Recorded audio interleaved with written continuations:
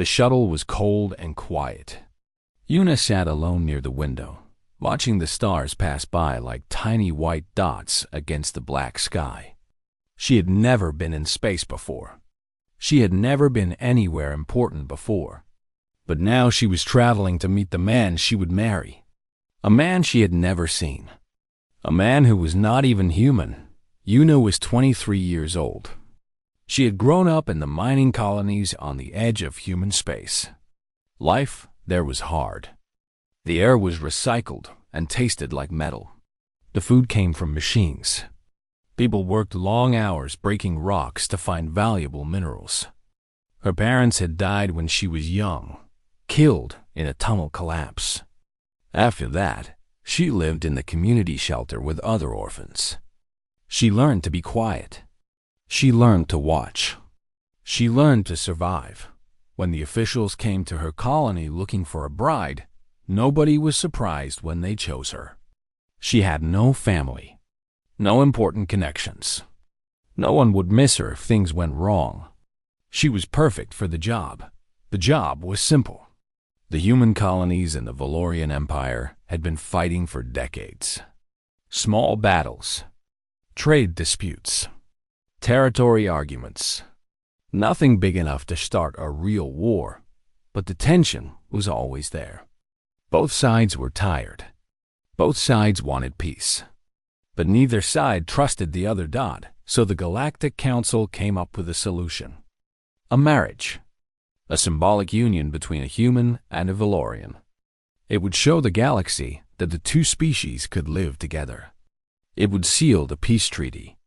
It would prevent war. Una did not want to get married. She did not want to leave her home. But the officials explained that she had no choice. This was her duty to humanity. If she refused, the treaty might fail. War might come. Millions might die. How could she say no to that? So she said yes. She packed her small bag of belongings. She said goodbye to the few friends she had. And she got on the shuttle. Now, 3 days later, she was approaching the Valorian flagship. It was enormous. The ship was shaped like a long silver crystal, glowing with soft blue light. It was beautiful in a cold way. Like ice, like a diamond. Like something that would cut you if you touched it wrong. The shuttle docked with a soft click. The doors opened.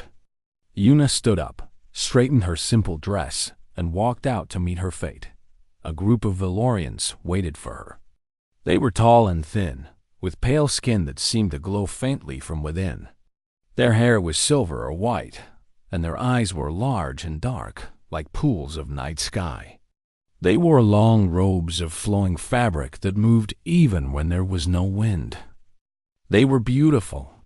They were also looking at her like she was a stray animal that had wandered into their home. One of them stepped forward. He was older than the others, with lines on his face and a cold expression. He spoke in perfect human language, though his accent was strange. "You are the human bride," he said. It was not a question. "Yes," Una replied. "My name is Una." The Valorian did not introduce himself. He simply turned and walked away, expecting her to follow. She did that. The inside of the ship was even more beautiful than the outside. The walls were made of something like glass or crystal, and light moved through them in gentle waves. The floors were smooth and white. Everything was clean and perfect. Una felt dirty and small just walking through the hallways. They brought her to a large room where many Valorians had gathered. At the far end, on a raised platform, stood the man she would marry, Prince Thalos of the Seventh House. He was tall, even for a Valorian. His hair was pure white, falling past his shoulders. His face was handsome but cold, like a statue carved from marble. He wore black robes with silver patterns that seemed to move and shift. His dark eyes looked at her with absolutely no emotion. No curiosity, no interest, nothing. Una walked toward him. Her heart was beating fast, but she kept her face calm. She had learned long ago not to show fear. Fear made you weak. Fear made people hurt you. The wedding ceremony was short. A Valorian priest spoke words in their ancient language. Una did not understand any of it. Then she and Thalos touched hands briefly. His skin was cool and smooth. He pulled away quickly, like touching her was unpleasant. And just like that, she was married. There was no celebration. No party, no happy words. The Valorians simply left the room, one by one, until Una was standing alone with her new husband. Talos looked at her for a long moment. Then he spoke. His voice was deep and quiet. You will have chambers in the East Wing. Servants will attend to your needs. You will not be required to perform any duties. You are here as a symbol, nothing more. Una nodded. I understand. Do you? He tilted his head slightly. You are here because your people needed something to trade for peace. You are the price they paid. Nothing more. The words were harsh, but Una did not flinch. She had heard worse. I know what I am, she said quietly. I know why I am here. But I am still a person. I still have a name. And I will still be treated with basic respect. Something flickered in Thalos' eyes. Surprise, maybe. Or annoyance. It was hard to tell with Valorians. You have spirit, he said. That is unusual for humans. You do not know many humans, Una replied. For a moment, she thought he might be angry. But then he simply turned and walked away. Your chambers are through that door, he said over his shoulder. Rest. Eat. Do whatever humans do. I will not bother you. And then he was gone. Una stood alone in the great empty room. She looked around at the cold, beautiful walls. She thought about her small room back in the Mayan colony. She thought about her friends. She thought about the life she had left behind. Then she lifted her chin and walked toward her chambers. She had made a promise to herself on the shuttle. She would survive this. She would find a way to matter. She would not be just a symbol. She would not be forgotten. The Valorians thought she was nothing. They thought humans were nothing. Short-lived creatures who had stumbled into the stars by accident. Animals who had learned to build ships. They were wrong. Una did not know how yet, but she knew she would prove them wrong. She would show them what a human could do. She would make them remember her name. She entered her chambers. They were huge, bigger than the entire building she had grown up in. The bed was soft. The lights were gentle. Everything was quiet and peaceful. Una sat on the edge of the bed and looked out the window at the stars. Tomorrow, she would begin. Tomorrow, she would start learning. Start watching. Start planning. But tonight, she allowed herself one moment of sadness. One moment of fear. One moment of doubt. Then she wiped her eyes, took a deep breath, and let it go. She was Una. She was human. And she was just getting started. 3 months had passed since the wedding. 3 months of silence. 3 months of being ignored. 3 months of walking through beautiful hallways while everyone pretended she did not exist. Una had expected to be treated badly. She had not expected to be treated like air. The Valorians did not hate her. That would have required them to think about her. Instead, they simply looked through her, like she was a window they could see past. When she walked into a room, conversations continued as if she was not there. When she sat at meals, no one spoke to her. When she asked questions, servants answered with as few words as possible. Her husband was the worst. Thalos never visited her chambers. He never ate meals with her. On the rare occasions when they were in the same room for official events, he stood as far from her as possible and never met her eyes. Una was lonely. She was also angry. But she was not defeated. Because while the Valorians ignored her, Una watched them. She watched everything. She watched the servants and learned their routines. She watched the nobles and learned their names. She watched the officers and learned how the ship worked. She noticed who spoke to whom. She noticed who avoided whom. She noticed the small tensions and hidden conflicts that bubbled beneath the calm surface of Valorian society. The Valorians assumed she could not understand their language. After all, the ancient Valorian tongue was supposed to be too complex for human minds. It had taken their own children decades to master it. Una learned it in 3 months. She did not learn it perfectly, but she learned enough. She found old language files in the ship's library. She listened to conversations and matched words to meanings. She practiced alone in her room, whispering strange sounds until they felt natural on her tongue. The Valorians did not know. They continued to speak freely around her, sharing secrets and gossip as if she was furniture. And Una listened to all of it. She learned that the empire was not as strong as it appeared. There were factions fighting for power, old families competing for influence. Some wanted war with the humans. Some wanted peace. Some did not care either way, as long as they could gain advantage. She learned that Thalos was not well liked by everyone. He was young for a Valorian prince, only 400 years old. Many of the older nobles thought he was too soft, too interested in art and philosophy, not aggressive enough to be a true leader. She learned that the peace treaty was unpopular with many Valorians. They saw humans as inferior creatures. The marriage was seen as an insult to Valorian honor. Some whispered that Thalos should have refused it. All of this information Una collected and saved. She did not know how she would use it yet, but she knew that knowledge was power, and power was what she needed to survive. One evening, there was a formal dinner to celebrate some ancient Valorian holiday. Una was required to attend. She put on the nicest dress her servants had given her and walked to the great dining hall. The hall was filled with nobles in their finest robes. Crystal glasses sparkled on long tables. Music played softly from hidden speakers. Everything was elegant and beautiful and cold. Una took her assigned seat at the far end of the main table, far from Thalos. As usual, no one spoke to her. She ate quietly and watched. The dinner went on for hours.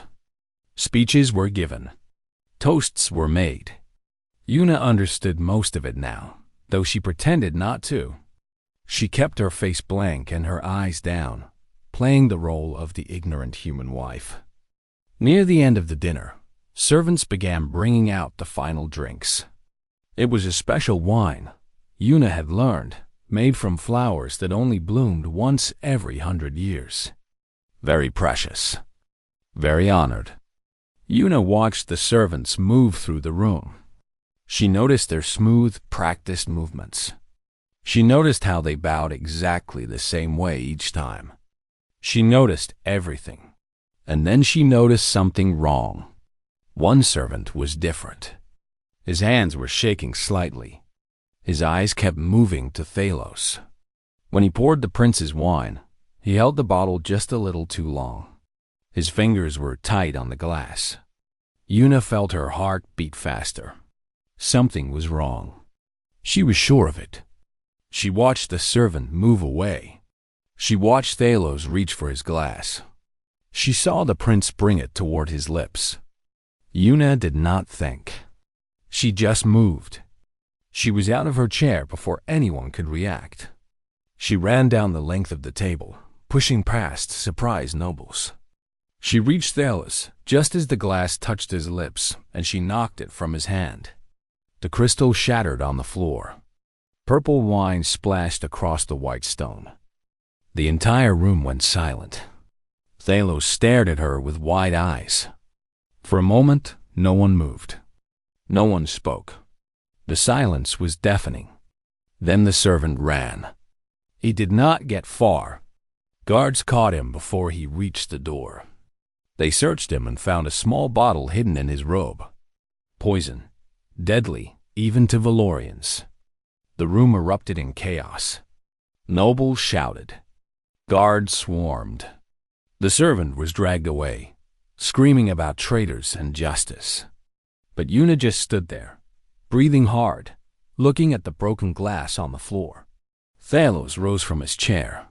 He walked toward her slowly, his dark eyes fixed on her face.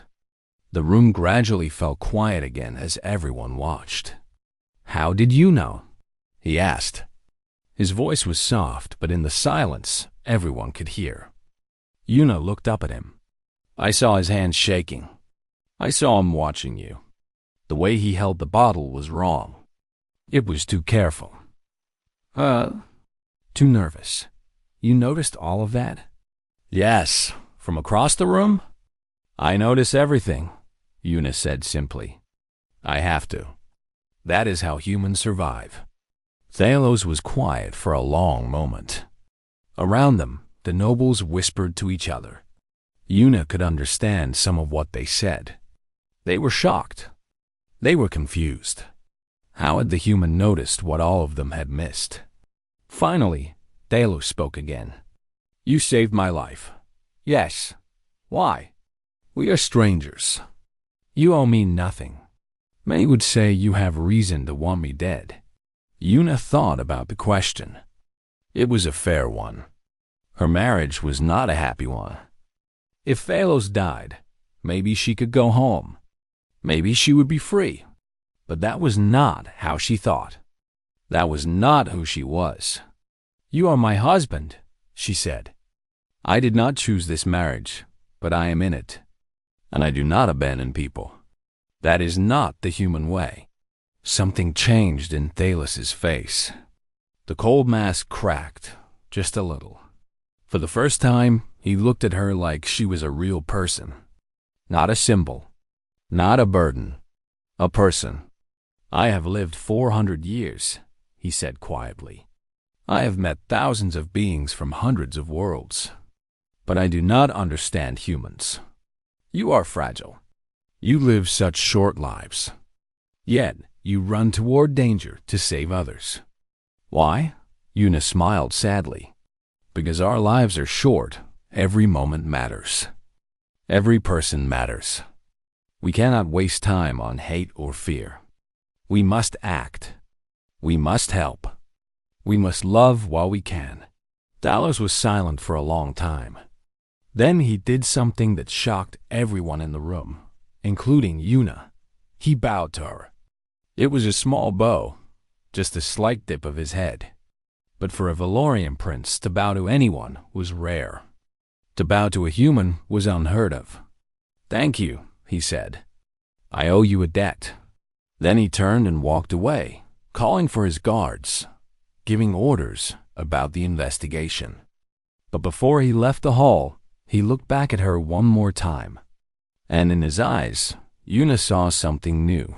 Curiosity, interest, maybe even respect. She had been invisible for 3 months. Now, finally, he could see her. It was a beginning. Things were different after the assassination attempt. Not completely different, but enough for Una to notice. Thalos still did not visit her chambers. He still did not eat meals with her. But when they were in the same room, he would look at her now. Sometimes he would nod in greeting. Once he even asked how she was feeling. Small things. But to Una, they meant everything. The other Valorians were also different.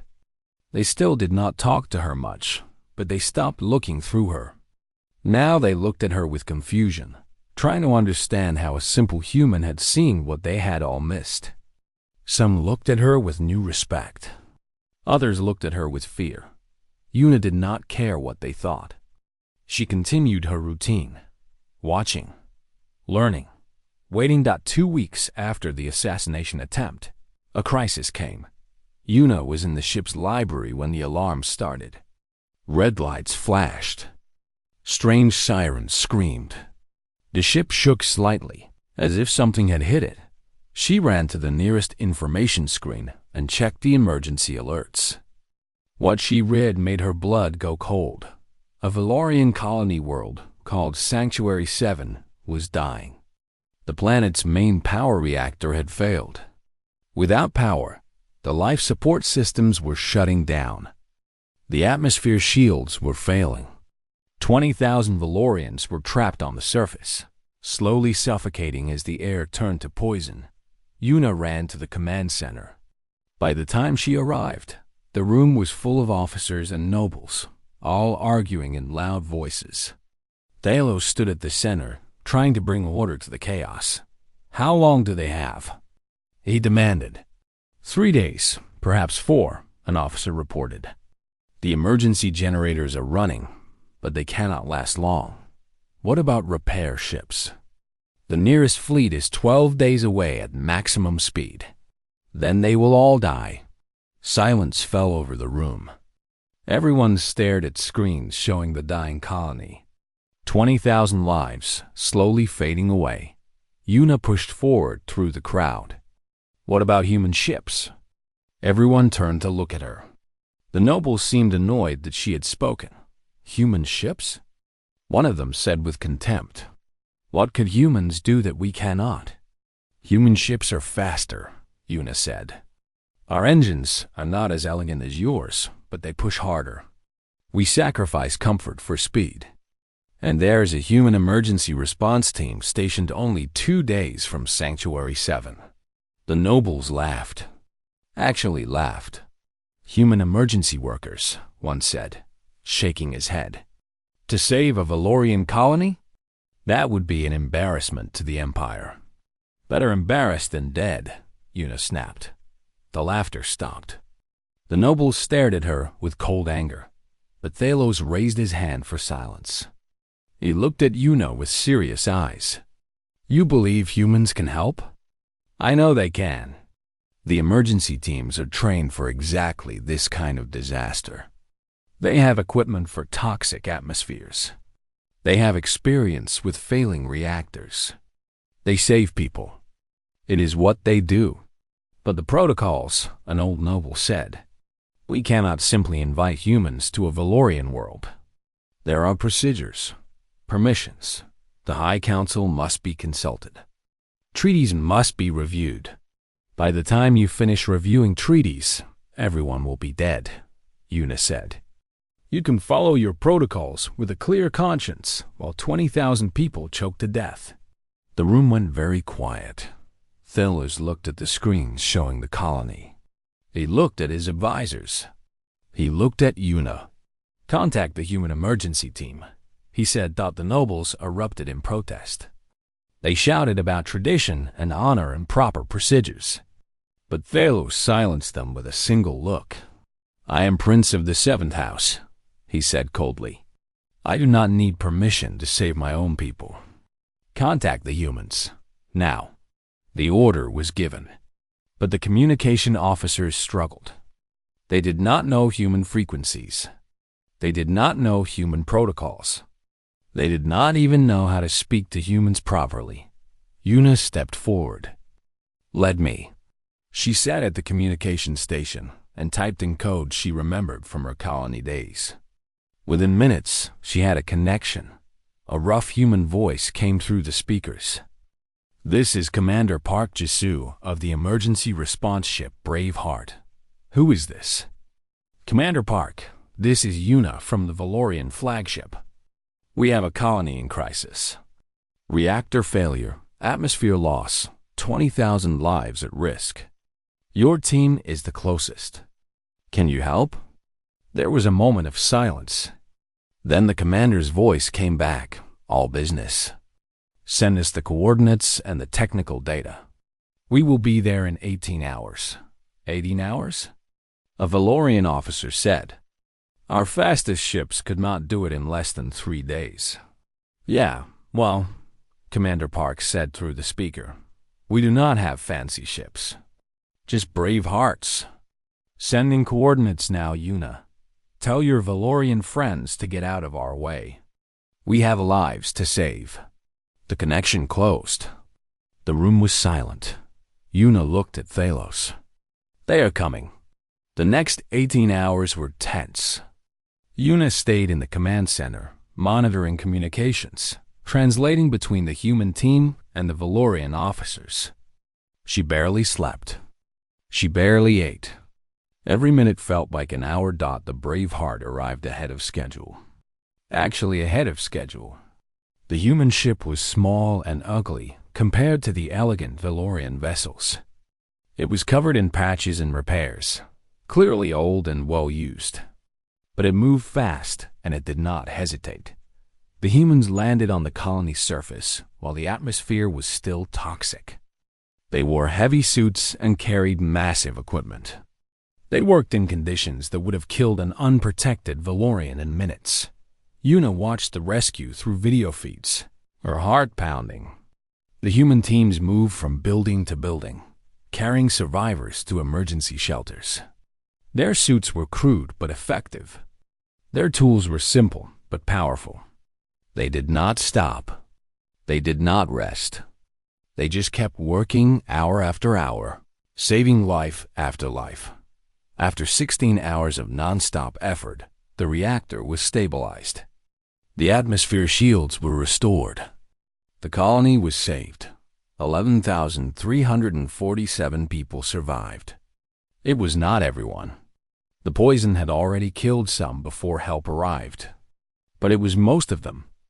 Most of them lived because humans had come. The command center was silent as the final reports came in. The Valorian officers stared at the screens with strange expressions. They had watched humans do the impossible.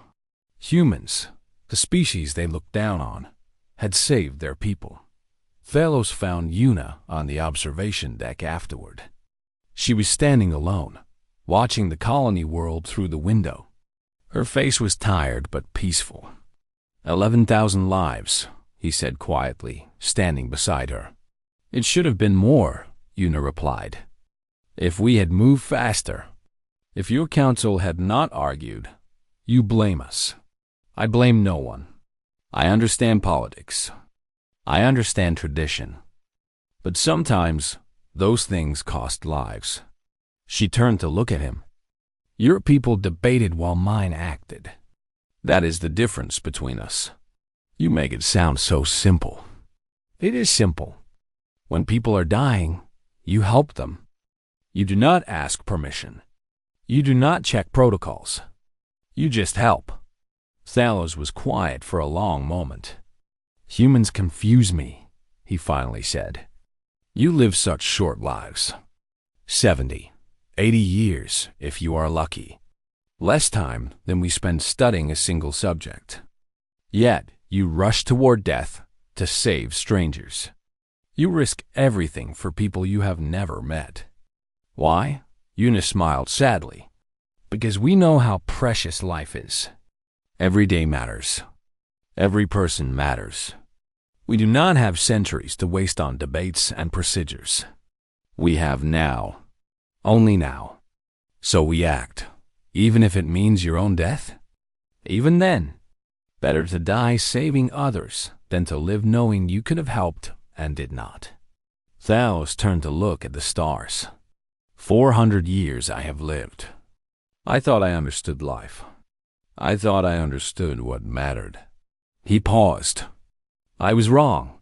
They stood together in silence, watching the stars dot below on the colony world. Human medics were still working, still helping, still saving lives. They would work until every survivor was safe. That was who they were. Why Yuana felt a strange warmth in her chest. Pride, not just for herself, but for her people. For humanity, they had been dismissed as nothing, seen as primitive animals who had accidentally reached the stars. But today, they had shown what humans could do. Today, the galaxy had learned what humanity. Peace never lasts. Una had learned this truth in the mining colonies. She learned it again 6 months after saving the Valorian colony. The attack came at midnight, ship time. Una was asleep in her chambers when the first explosions shook the ship. She woke instantly, her body trained from years of mining disasters. Alarms screamed. Red lights flashed. Through her window, she could see other ships approaching. Ships with Valorian designs. She grabbed her communication device and tried to contact Thalos. No answer. She tried the command center. No answer. She tried anyone who would listen. Finally, a frightened voice answered. It was Minji, one of the human cooks who worked in the ship's kitchen. Yuna, thank the stars. What is happening? I do not know. Where are you? In the kitchens. The doors are locked. We can hear fighting outside. Fighting. Valorians fighting Valorians. Yuna felt cold fear in her stomach. Stay hidden, she said. Keep everyone together. I will find out what is happening. She crept out of her chambers and moved through the corridors. Bodies lay on the floor. Valorian soldiers, dead or dying. Some wore the standard uniforms of the fleet. Others wore different insignia, black and silver with a strange symbol Yuna did not recognize. She found a wounded officer hiding behind a pillar. He was bleeding badly, barely conscious. What is happening? She demanded. The officer looked at her with glazed eyes. Coup, he whispered. Lord Varric and the Purist faction.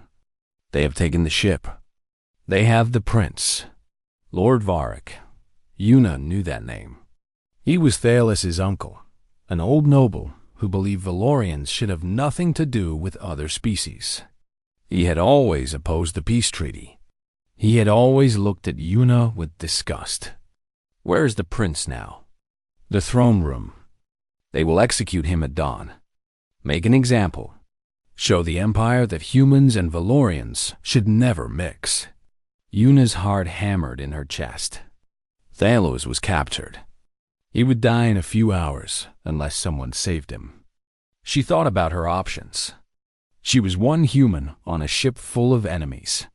She had no weapons, no training, no power. But she was not alone. Yuna made her way to the lower decks, avoiding patrols by using maintenance tunnels she had discovered during her months of exploration. The ship was huge, and the purists could not guard everything. She reached the kitchens without being seen. Inside, she found them. The human workers. Cooks, cleaners, engineers, medics.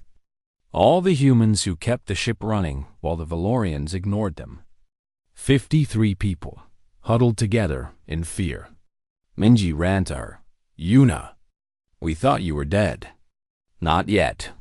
Yuna looked at the frightened faces around her. Listen to me. The ship has been taken by rebels. Prince Thalos is captured.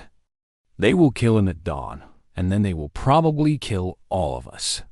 Fear rippled through the group. Some started to cry. Others looked angry. We have to hide, someone said. Find a way to escape. There is no escape, Yuna said firmly. If the purists win, they will start a war with humanity. Millions will die. Our families.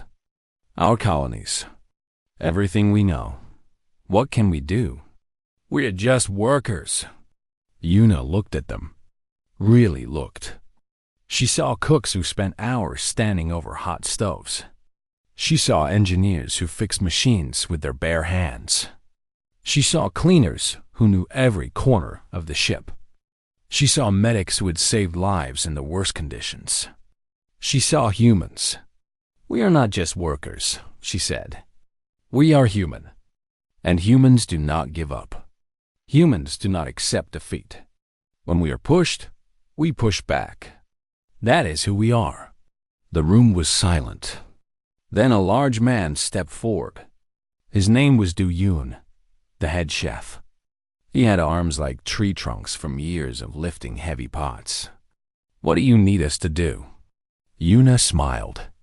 I need you to help me save a prince. They planned quickly. Yuna drew maps from memory, marking guard positions and patrol routes. The engineers knew the maintenance tunnels. The cleaners knew the hidden passages.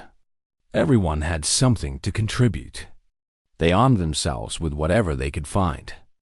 Kitchen knives, heavy pans, engineering tools, cleaning chemicals that could blind or burn. Nothing elegant, nothing proper. But in human hands, anything could be a weapon. Yuna led them through the ship's forgotten pathways. They moved in silence, 53 shadows slipping through the darkness. The purists never saw them coming. They never expected an attack from the maintenance workers. They never imagined that humans would fight back. The first guards they encountered were standing outside a storage room. Do-hyun hit them from behind with a heavy pan. They dropped without a sound. The next group was harder. 3 soldiers at a junction point. The human medics threw containers of cleaning solution in their faces. While they screamed and clawed at their burning eyes, the engineers hit them with metal pipes. Room by room, corridor by corridor, the humans fought their way forward. They were not soldiers. Their attacks were not graceful, but they were determined. They were angry, and they were fighting for their survival. Word began to spread through the ship. The humans were fighting back. The servants had risen. At first, the purists laughed at the reports. Then they stopped laughing. Yuna reached the throne room just as dawn was breaking. The great doors were guarded by a dozen purist soldiers, the best Lord Varric had. Inside, she knew Thalos was waiting to die. "We cannot fight them directly," Minji whispered. "They are too strong." Yuna nodded. She looked around the corridor, thinking hard. Then she saw it, a maintenance hatch in the ceiling. It led to the ventilation system. "I am going in through the vents," she said. "When you hear me signal, create a distraction. Make noise. Throw things. Whatever it takes." "What signal?" Yuna picked up a plasma torch from one of the engineers. "You will know." She climbed into the vents and crawled through the narrow space, following the airflow toward the throne room. The metal was cold against her hands and knees. Her heart was pounding so hard she thought it might burst. She found a vent opening above the throne room and looked down. Lord Varric stood on the raised platform, wearing ceremonial robes. Around him were his most loyal soldiers. And kneeling in the center of the room, hands bound, was Thalos. He looked beaten, bruised, but his eyes were still fierce. Varric was speaking. "This is what happens when we forget who we are. When we pollute our blood with lesser species. When we allow humans to stand as equals." "They are equals," Thalos said quietly. "I have seen it.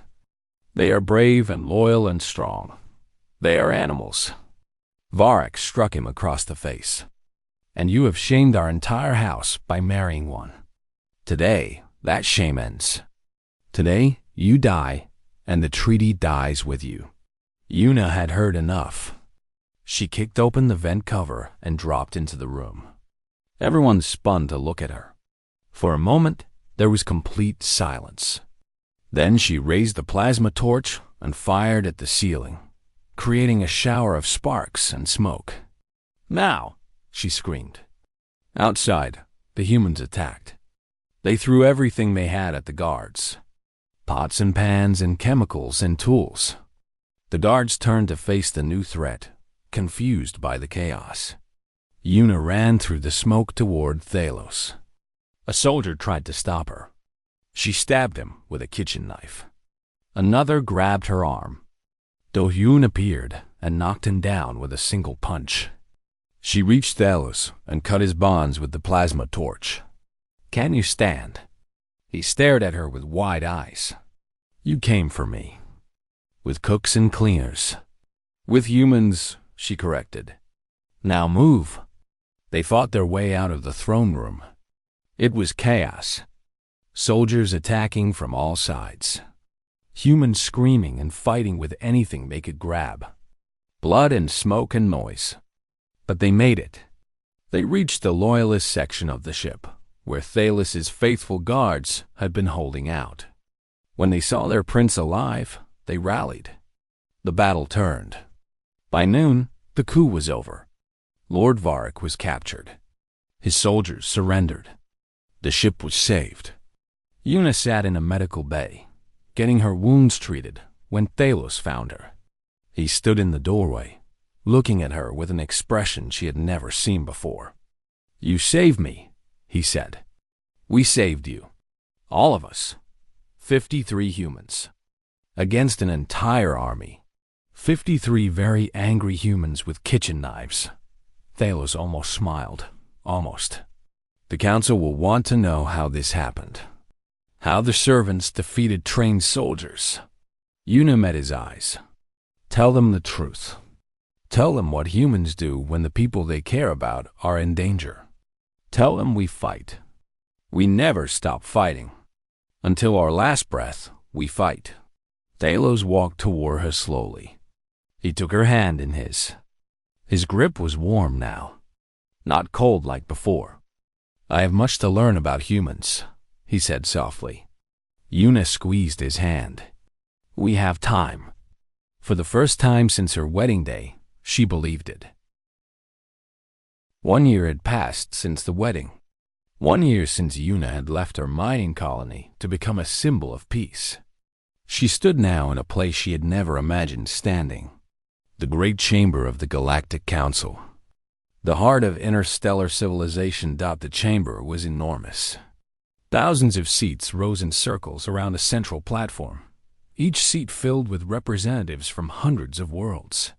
Species that had been traveling the stars for millennia. Species that had built empires spanning galaxies. Species that had mastered sciences. Humans were just beginning to understand.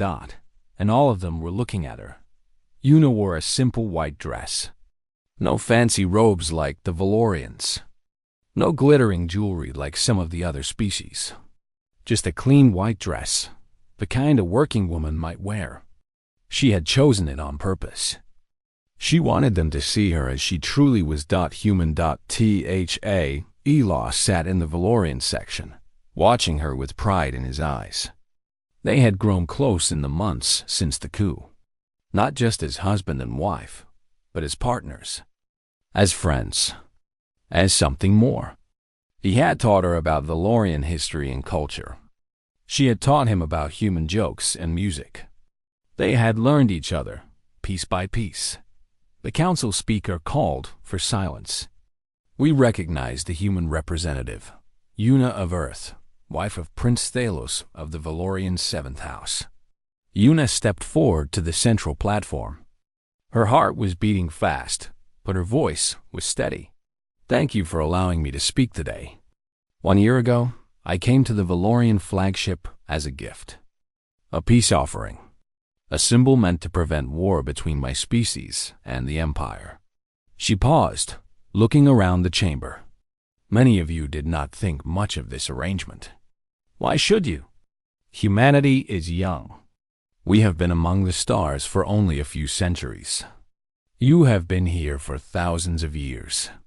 To you, we must seem like children, playing with toys we do not understand." Some of the representatives shifted uncomfortably. Others nodded. They had indeed thought this. "I understand why you see us this way," Una continued. "We are not the strongest species. The Gorvan can lift 10 times their body weight. We are not the smartest species. The Mentari can calculate faster than any computer. We are not the longest-lived species. The Valorians measure their lives in centuries, while we measure ours in decades." She smiled. "So what do we have? What can humanity offer to a galaxy full of ancient and powerful species?" The chamber was completely silent. Everyone was listening. "I will tell you what we have. We have fire. Not the fire of weapons or engines. The fire that burns in our hearts. The fire that makes us run toward danger instead of away from it. The fire that makes us lift our friends when they fall. The fire that refuses to accept that anything is impossible." Una thought of her parents, who had worked themselves to exhaustion every day to give her a better life. She thought of the mining colony workers who shared their food with orphans. She thought of Commander Park Jisoo and her team, racing across space to save strangers. She thought of Do-hyun and Minji, and all the others who had fought with kitchen knives against trained soldiers. 11 months ago, a Valorian colony was dying. The atmosphere was turning to poison. 20,000 people were suffocating. The Valorian fleet was too far away. The council wanted to follow procedures, to discuss options, to wait. She looked directly at the Valorian section. Humans do not wait. We send our emergency teams. We flew our ugly little ships as fast as they could go. We landed on that world while the air was still killing anyone who breathed it. And we saved 11,000 lives. The chamber stirred. Many of the representatives had heard of this story. Some had not believed it.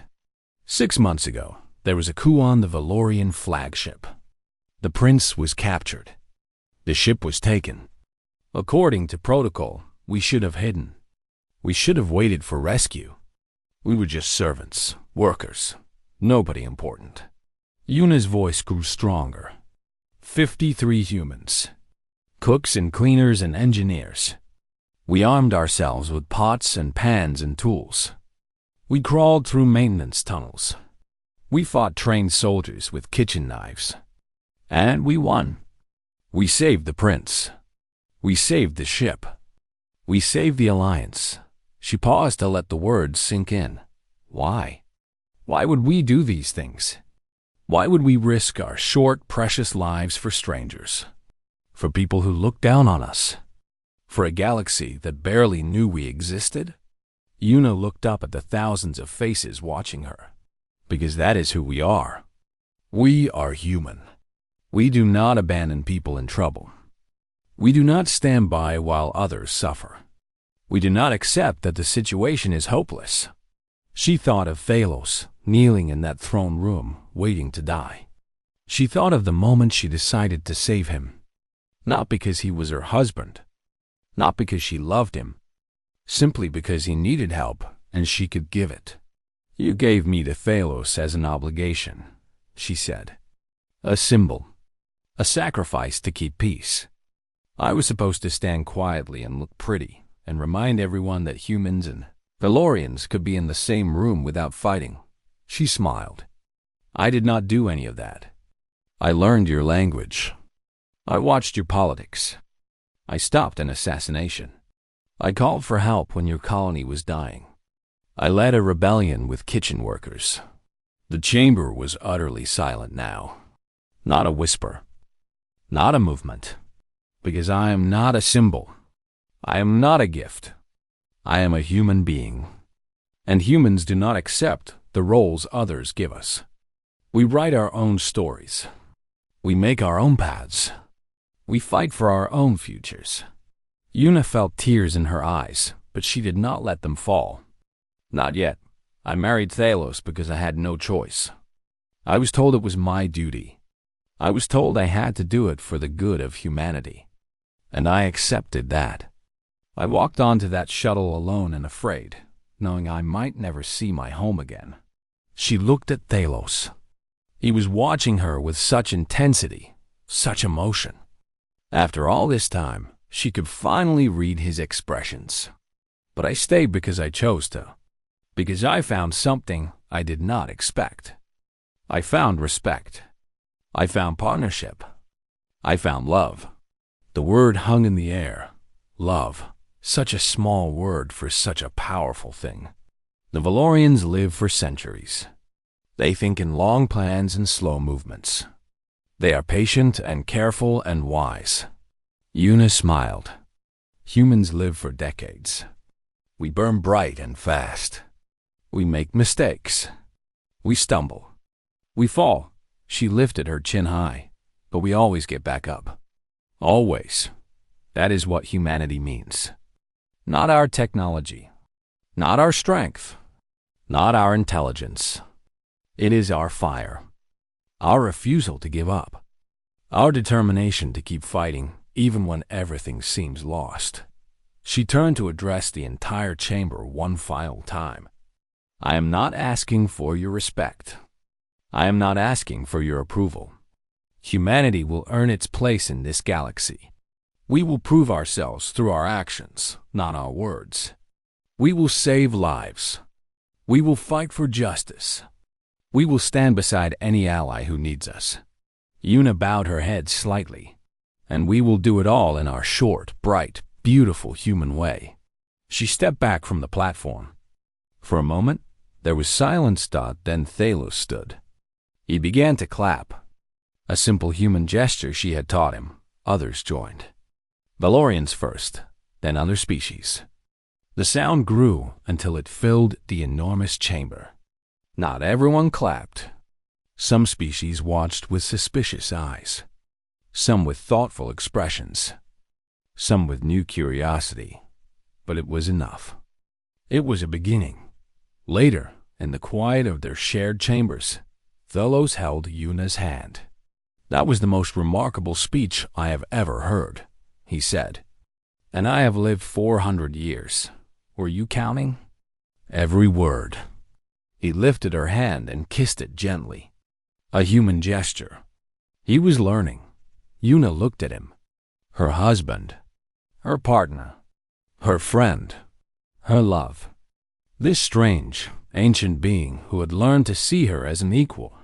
"I never thought I would be happy here," she admitted. "When I got on that shuttle, I was so scared. So alone. And now?" She smiled. A real smile. The kind that came from deep inside. "Now I have a home. A purpose. A future." She squeezed his hand. "And I have you." Thalos pulled her close. "I have much to learn still. Human emotions are complicated. Human customs are strange. But I want to learn. I want to understand. We have time," Yuna said. "Your time is short, precious human time. Then we will not waste it." Outside the window, the stars burn bright. Billions of worlds. Trillions of lives. A galaxy full of wonders and dangers and possibilities. And at the center of it all, two beings from different worlds, holding hands in the darkness. Building something new. Something human. Something eternal. Something beautiful.